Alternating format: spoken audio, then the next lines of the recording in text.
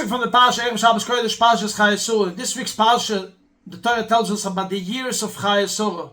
Something interesting is that the Gemara tells us that Rabbi Akiva was once giving a shir in Besmedrish, and his Talmidim were napping, and he wanted to wake them up. So he told them, why was Esther Amalka queen on 127 countries? I'll tell you why. Because she had a grandmother, Sarah Imenu, that lived 127 years. And when you look at the Gemara, it's fascinating. Exactly what connection does these two have together besides of just the same number, 127, 127? But the answer is something fascinating. In this week's Parsha, the Torah tells us, Rashi tells us, Shnei Chayesor. Why would the Torah mention every time Shana, Shana, Shana? Why didn't the Torah say just 127? Kilam Shavim LaTorah. All of the years are equally good. And you look at this Rashi and you're stunned. Equally good? Really?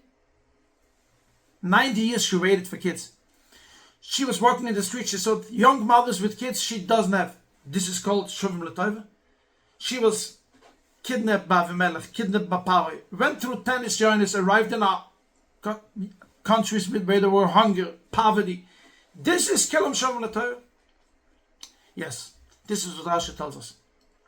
So Amena, every step in her life, she could have think, how bad it is. Or Shavim LaTorah, how am I going to make from this the best good right now? What I can do, the best with the challenge that I have right now. So Amena did not complain about yesterday, didn't think about tomorrow. Shnei Chayesura, every single year, every single minute, Shavim are equally good. Hashem gave me this challenge. Let me see how I'm going to handle it. This is what Rabbi Akiva tells us. You're napping? You're napping? So Amena used every single minute of her life. How can I make the best of it? And you are napping? In life, we have so much wasted time. So much. And we are busy thinking what happened yesterday and what's going to be tomorrow. Every time it's mentioned in the Torah, Ko'es, Chayo, Chayo, it's mentioned Chayo, not if it's a name, Chayo, life, Ko'es. What does it mean, Ko'es? Now. Ko'es, Chayo. You know when you live? When you focus on this minute.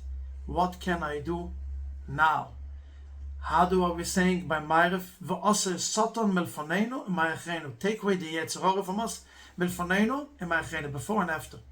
All the Yetzer Hara is us, wants from us. Think what happened yesterday. You fell yesterday. Now you're going to pick yourself up. Or you have time tomorrow. No. This is Yetzer Hara. Yetzer Tov tells you now. What can I do the best now? How many times people told you, from you, nothing is going to come out. From you, you're focusing bad things what people told you in the past. You're not going to have Kilam Shavim LaTorah.